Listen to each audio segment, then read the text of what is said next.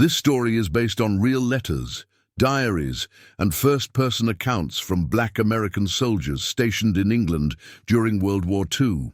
He had been taught from childhood where he could stand and where he could not.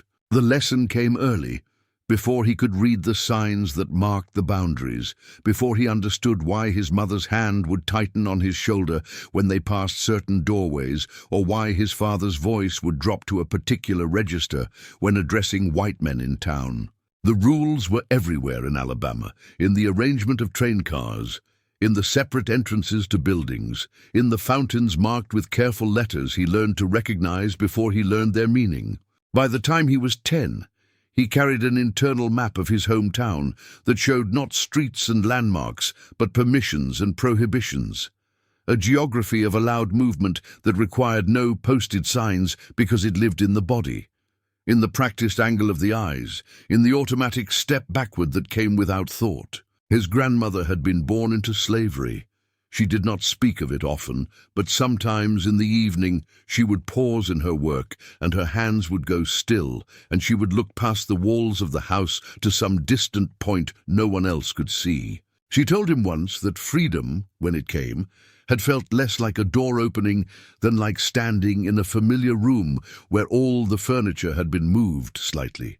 You knew where things should be, she said, but you had to learn the new arrangement, and if you forgot and reached for something in the old place, you might knock over what stood there now. He was young then and did not fully understand, but he remembered the way she said it, the particular weariness in her voice that suggested some burdens were too heavy to set down, even when the law said you could. School taught him reading and arithmetic and the history of men who had never looked like him. Church taught him hymns and scripture and the complex grammar of survival, when to speak and when to remain silent, how to hold dignity inside where it could not be stripped away, how to square the promise of equality before God with the reality of inequality everywhere else.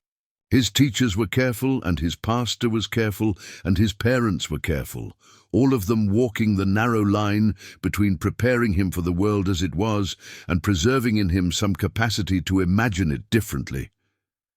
They did not tell him the arrangements were just, but they taught him how to navigate them. They did not tell him he was less, but they showed him where others believed he should not go. When he was 16, a man in town was killed for something he might or might not have said to a white woman. The details were unclear and remained unclear. What was clear was the speed of it, the certainty that no trial would occur, the knowledge that settled over the colored part of town like a weight. His father did not discuss it, except to say that they would all stay close to home for a while. His mother stopped singing while she worked. At church that Sunday, the pastor preached about forbearance and the world to come, and afterward in the churchyard, people spoke in low voices and looked at their shoes. He understood then, if he had not fully understood before, that the rules he had learned were enforced not by logic or law alone, but by the ever-present possibility of violence, and that the map he carried in his mind was drawn not in ink, but in fear. He finished school and worked in his father's shop and courted a girl from church who had a serious face and gentle hands. They spoke sometimes of marriage, of the future, always in conditional terms, as if to make definite plans would be presumptuous. Then the war came. At first it seemed distant, something happening in countries whose names he recognized from school, but whose locations he could not have placed precisely on a map. Then it grew closer.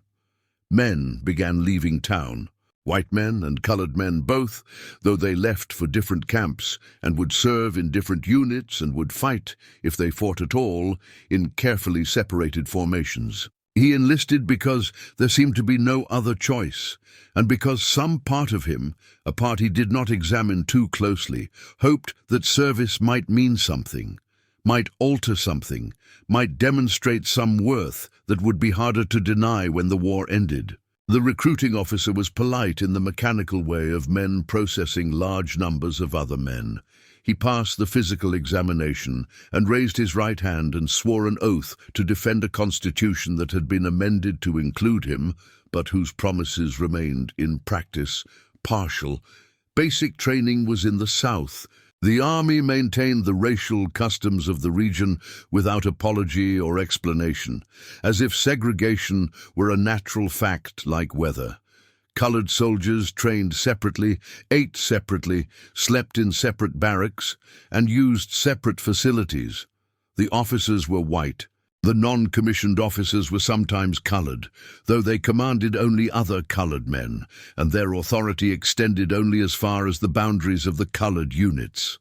He learned to march and shoot and follow orders. He learned that the army's commitment to fighting fascism abroad did not prevent it from maintaining a racial hierarchy at home.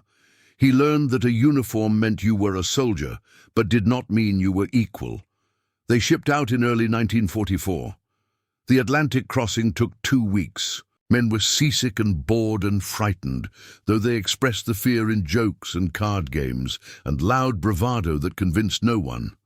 He stood on deck sometimes and watched the water and thought about what lay ahead.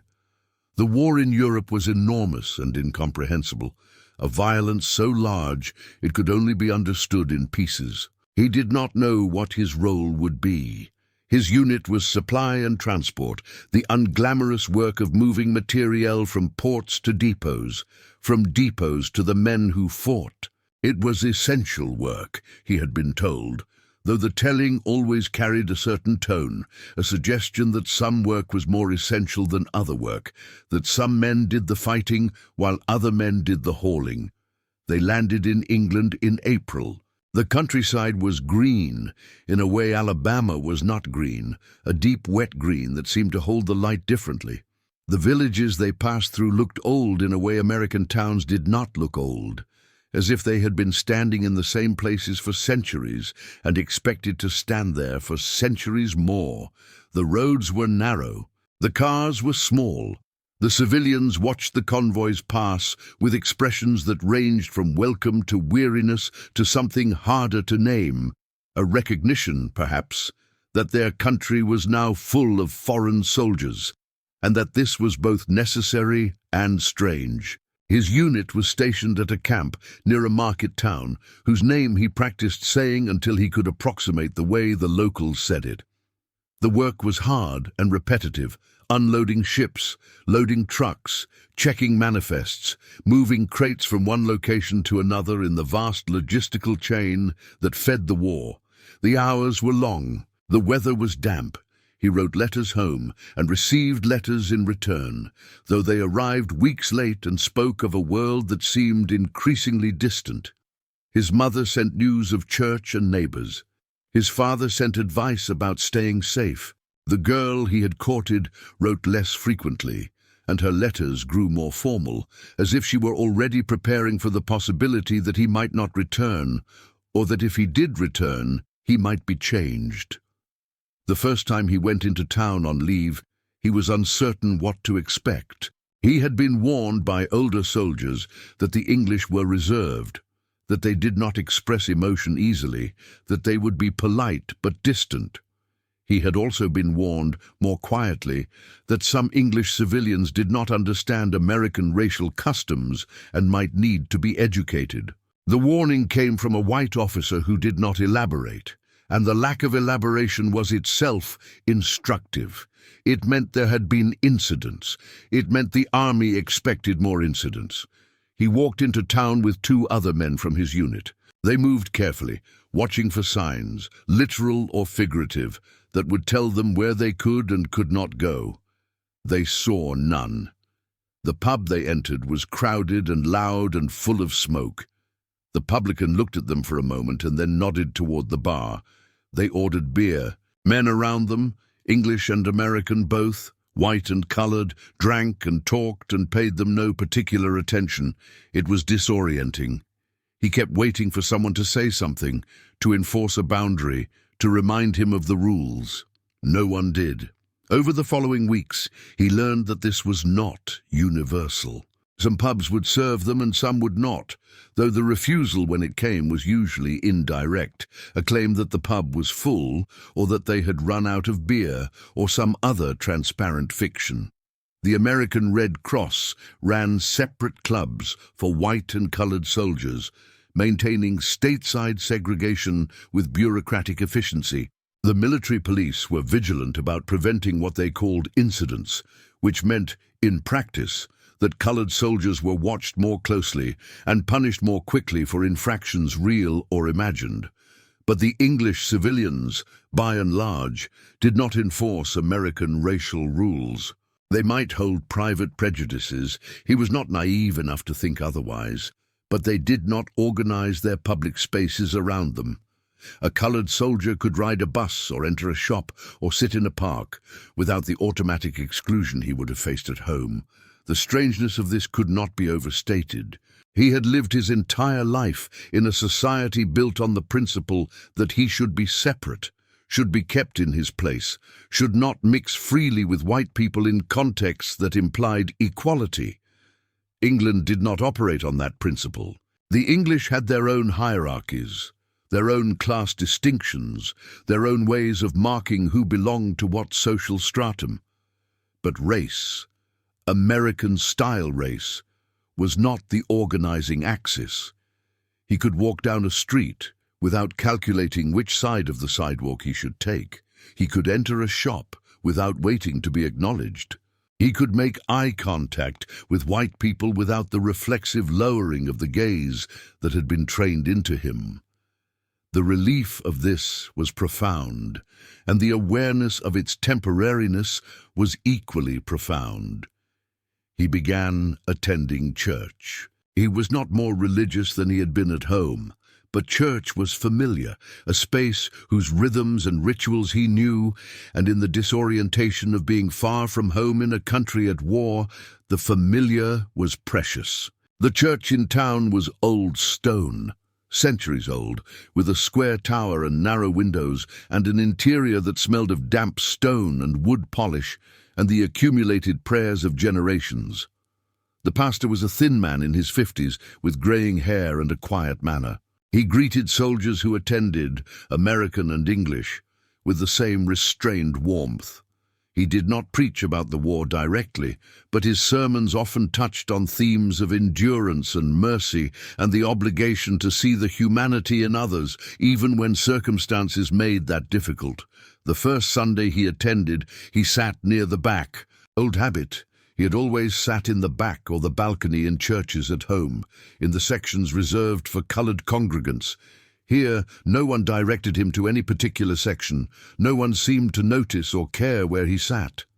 White soldiers sat scattered through the pews.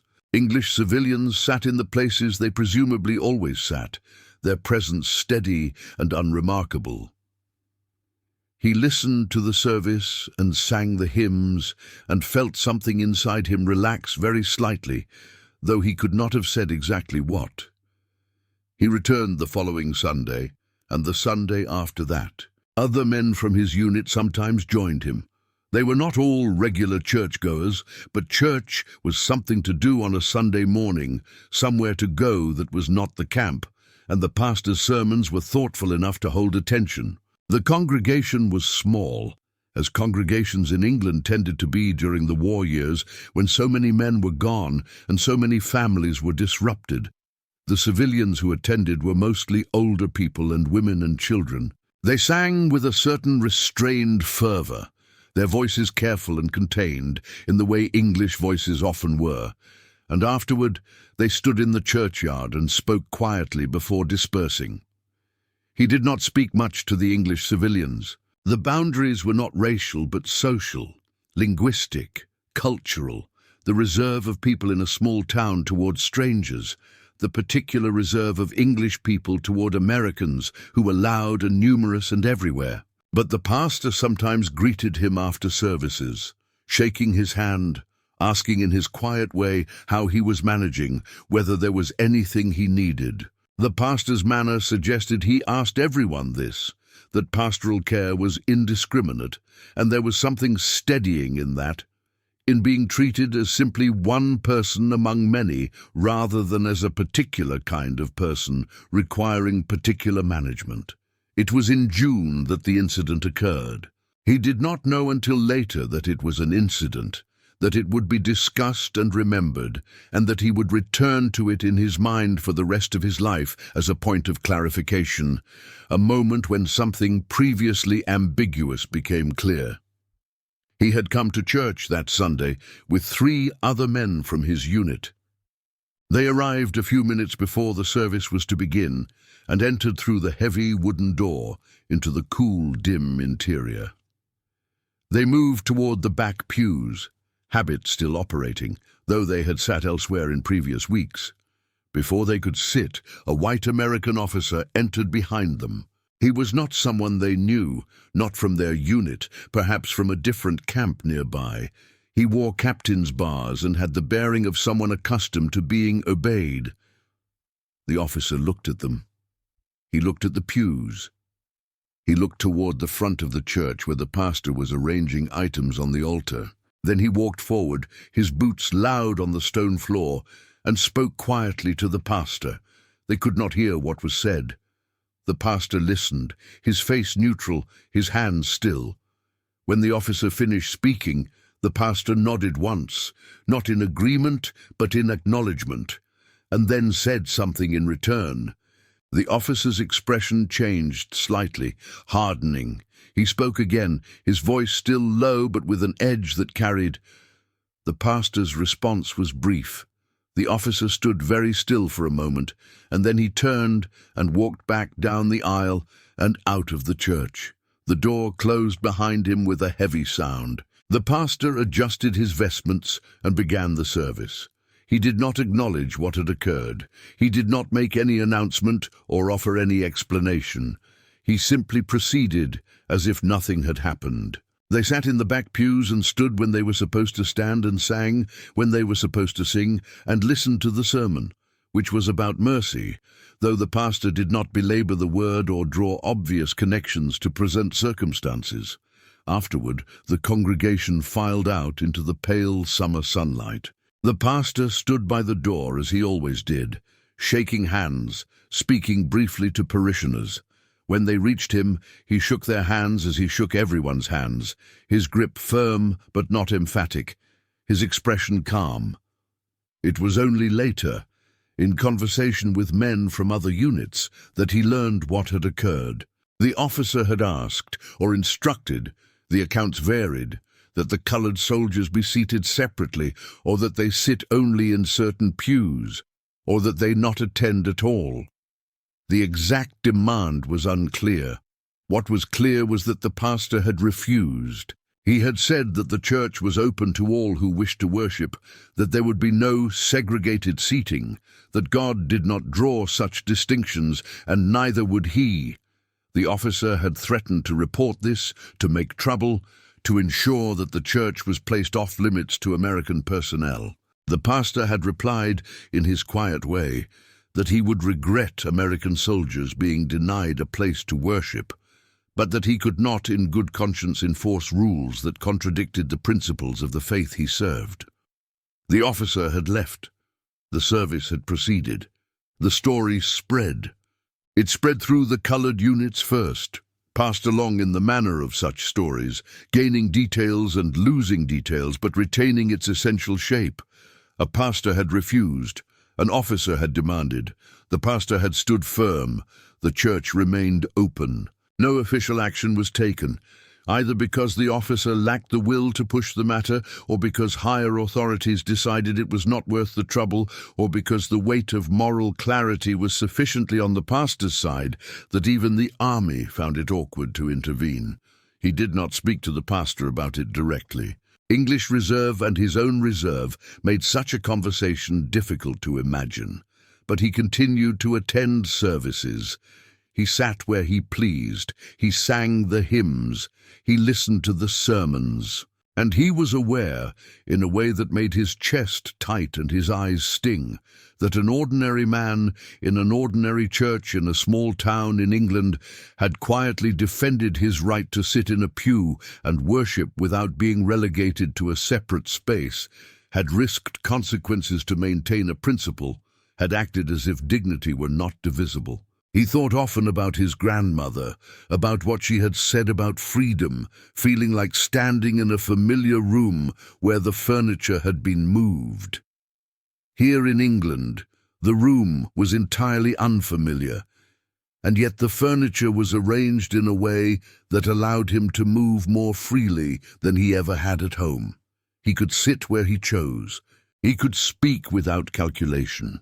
He could be met with a basic assumption of equality that, however imperfect, however complicated by other prejudices and hierarchies, was not organized around the color of his skin, and he knew this was temporary. He knew that when the war ended, if he survived, he would return to Alabama, to the careful maps, to the rules he had learned as a child. The knowledge was a weight he carried constantly, made heavier by the contrast. The other men felt it too. They did not speak of it in grand terms, but it emerged in small comments, in moments of comparison. A man would say that back home he could not have done this or gone there, and the sentence would trail off, the observation self-evident. Another man would note that the Englishes, for all their strangeness, treated you like a man, and the word would hang in the air because everyone knew what it meant to be treated otherwise. They were not naive. They knew England had its own cruelties, its empire, its history of subjugation. But within the narrow sphere of their experience, they encountered a different set of assumptions, and those assumptions allowed for a kind of movement and presence that felt astonishing precisely because it should not have been astonishing, because it should have been ordinary. The summer wore on. The war ground forward with terrible slowness and terrible speed. They heard about the invasion, about the beaches in Normandy, about the men who died there. Their work intensified.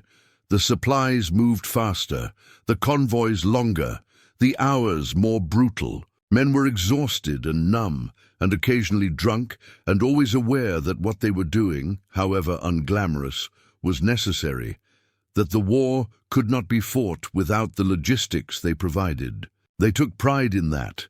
A pride that was complicated by the knowledge that the army that depended on them also diminished them, that they would be expected to fight and labor and die for a country that would not grant them full citizenship, that the freedoms they were defending abroad were freedoms they did not fully possess at home. He continued to attend church when he could. Some Sundays he was working, some Sundays he was too tired. But when he went, the pastor greeted him, and the service proceeded, and he sat without restriction, and something in him steadied. The pastor never mentioned the incident. The congregation never acknowledged it. Life continued with English understatement and reserve, but he knew, they all knew, and the knowledge mattered in ways that were difficult to articulate, but no less real for their difficulty. In September, there was a dance in the town hall. The Americans organized it, a gesture toward civilian morale, a way to provide entertainment for soldiers and locals alike. Dances were common, though they were often sites of tension, places where the social mixing that occurred more easily in daylight became charged in the evening, where alcohol and music and the proximity of young men and women could lead to conflict. The army preferred that colored soldiers and white soldiers attend separate dances, but the English civilians did not cooperate with this preference. A dance was a dance. People attended or they did not. The Americans could organize however they wished, but they could not prevent English girls from dancing with whomever asked them. And English girls, it turned out, did not always share American racial scruples. He attended the dance with men from his unit. They were cautious, as they were always cautious in mixed settings. They danced with English girls who were willing to dance with them. They drank the weak beer that was all that was available. They watched the room, alert for signs of trouble. Trouble came, as it often did, from white American soldiers who objected to the sight of colored soldiers dancing with white women. Words were exchanged. The words escalated. Military police intervened, and their intervention was predictable. The colored soldiers were removed from the dance, not because they had caused the trouble, but because their presence was deemed the source of it. The logic was circular and familiar. If they were not there, there would be no conflict. Therefore, they should not be there. Walking back to camp that night, he felt the weight of it settle over him again. The brief respite, the sense of freedom, the ability to move without constant calculation. It had been provisional all along, contingent, subject to revocation. The pastor's quiet refusal had mattered, had created a space of dignity within the church. But the church was small and the world was large, and most of the world operated on different principles. The war in Europe continued through the fall and into winter. The news was of advances and setbacks, of cities taken and cities held, of casualties that mounted in numbers too large to comprehend. They worked through cold rain and mud, moving supplies, repairing vehicles, maintaining the vast infrastructure that kept armies fed and armed. Men grew sick, men grew bitter. Men wrote letters home that said very little because there was too much to say and no way to say it. He wrote to his family.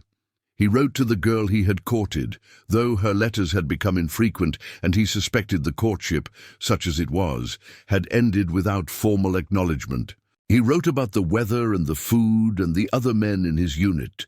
He did not write about the dance or the church or the complicated feelings that rose in him when he compared his life in England to his life at home. Such things could not be safely committed to paper, could not be trusted to senses, could not be explained to people who had not experienced what he had experienced.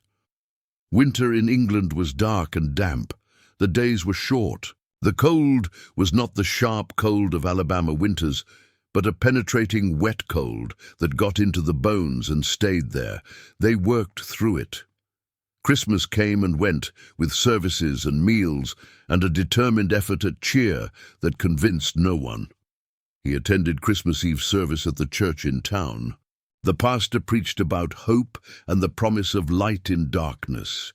The congregation sang carols. Afterward, standing in the churchyard under a sky that was starting to clear, he spoke briefly with the pastor, thanking him for the service. The pastor inclined his head and said he was glad he had come. They did not speak of anything else. They did not need to. The war ended in Europe in May. The news came with a mixture of relief and exhaustion. Men cheered, but the cheering was muted, as if they did not quite believe it, or did not quite know how to process the fact of victory after so long preparing for loss. There were celebrations in town, civilians and soldiers mingling in the streets, though the celebrations were tempered by the knowledge of all that had been destroyed, all who had died, all that could not be recovered. Orders came down. Units would be demobilized gradually. Some men would go home soon, others would wait. Others still would be sent to the Pacific, where the war continued. His unit was scheduled to remain in England for several more months, to complete the work of shutting down operations, processing equipment, managing the vast quantities of materiel that had been accumulated and now needed to be redistributed or destroyed. He attended church through the summer. The pastor looked older, worn by years of war and the strain of tending to a community under stress. But he continued the work, leading services, visiting the sick, maintaining the rhythms of parish life. He did not make grand statements about what had been endured or what had been won. He simply carried on, as English people seemed to carry on, with a quiet determination that expected no recognition. In August, the war in the Pacific ended. The news was overwhelming and strange. The reports of a new kind of bomb, a weapon of unimaginable power. Cities destroyed in an instant. He tried to grasp it and could not. The scale was too large, the implications too vast. What was clear was that the war was over. All of it. Finally. Orders came in September. His unit would ship home in October. The men received the news with a mixture of joy and apprehension. Home meant families and familiar places and the end of separation. Home also meant Alabama, meant the maps and rules and careful movements, meant the loss of what they had found here, however imperfect, however temporary it had been. He went to church on his last Sunday in England. The pastor shook his hand and wished him well and said he hoped he would find peace in whatever came next. He thanked the pastor, and the thanks felt inadequate, insufficient to convey what he wanted to convey. He wanted to say that the pastor's quiet refusal had mattered, that it had meant something profound to be defended in a sacred space, that he would carry the memory of it with him. But the words would not come, or came only partially. And he suspected the pastor understood anyway, understood in the way people sometimes understand things that are not spoken. They shipped out in October. The crossing was faster than the crossing over had been, the Atlantic less hostile now that the U-boats were gone. Men talked about what they would do when they got home, the jobs they would find, the lives they would resume. He listened but did not contribute much. He was trying to prepare himself for the transition, for the return to a place where the furniture would be arranged as it had always been arranged, where the freedoms he had briefly experienced would be revoked as a matter of course. They landed in Virginia. The processing took days. Then they were released, given discharge papers, sent on their way. He took a bus south. The bus had separate sections for white and colored passengers. He sat in the back. The driver did not have to tell him. He knew. Home was as he had left it, smaller perhaps, or he was larger, changed by time and distance and experience. His family welcomed him. His mother cried. His father shook his hand. Neighbors came by to greet him. The girl he had courted had married someone else. He learned this without surprise or bitterness. It seemed inevitable, part of the natural progression of life in a place where he had been absent. He found work. He attended church. He moved through the familiar landscape with the old careful calculation, the internal map reconstructing itself automatically. He did not speak much about England. People asked, and he answered in general terms, but the specific things, the important things, were too complex to explain. How could he describe what it had felt like to sit in a pew without restriction, to be defended by a pastor who barely knew him, to experience a basic assumption of dignity that had then been withdrawn the moment he stepped off the ship? Years passed. He married, though not the girl from before the war. He worked and raised children and participated in the life of his community. The civil rights movement grew, and he watched it with a mixture of hope and caution, the caution born of long experience with disappointment. Changes came, slowly, unevenly, with great cost. Laws changed, some practices changed, others persisted in new forms. He thought often of the pastor in England. He thought of the church with its stone walls and narrow windows, and the quiet refusal that had created a space of dignity. He thought of what it had meant to be treated, even briefly, as if his presence in a sacred space required no justification, no special accommodation, no separate arrangement.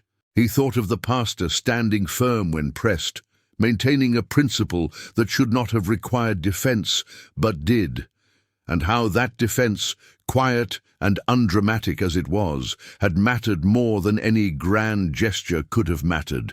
He did not idealize England.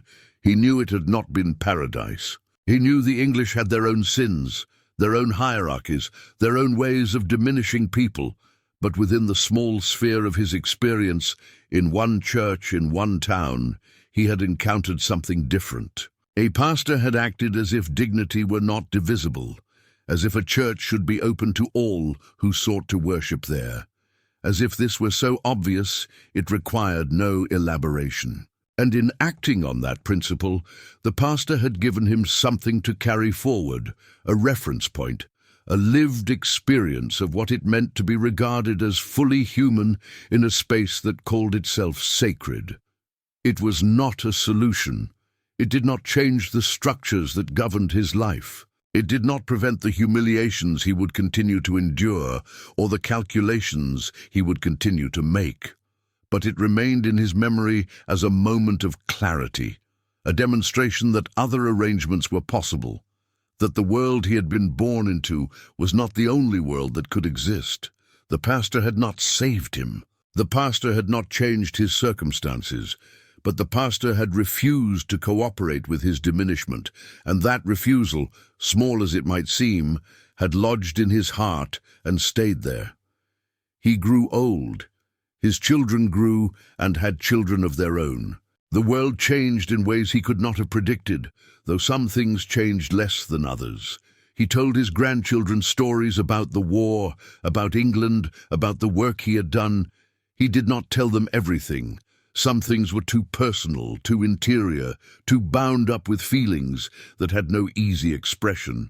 But sometimes, when they asked what he remembered most, he would tell them about a church and a pastor and a Sunday morning when someone had quietly insisted that he belonged, that his presence required no justification, that the rules others tried to impose were not rules that would be honored there. They did not always understand the significance. How could they, growing up in a different time, with different rules, different expectations? But he told the story anyway, because it was true, because it had mattered to him, because it stood as evidence that ordinary people could make choices that affirmed dignity, even when institutions and customs and laws pushed in the other direction. The pastor had not been heroic in any conventional sense. He had simply refused to cooperate with something he believed to be wrong. And in that refusal, he had created a space where a young soldier far from home could sit in a pew and worship and feel, for a brief moment, that he was seen not as a problem to be managed, but as a person with an equal claim to grace. It was enough. The memory sustained him through years when very little else did.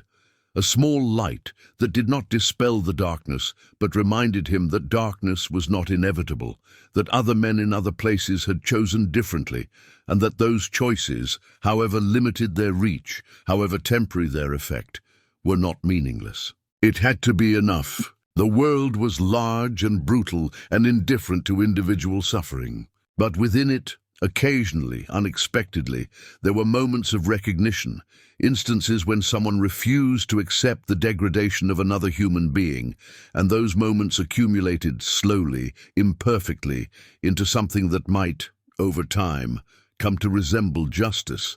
He did not live to see that justice fully realized. He did not expect to, but he carried with him until the end the memory of a pastor in a stone church in England who had stood firm when pressed, who had defended the dignity of men he barely knew, who had acted as if the claims of faith were more binding than the customs of nations.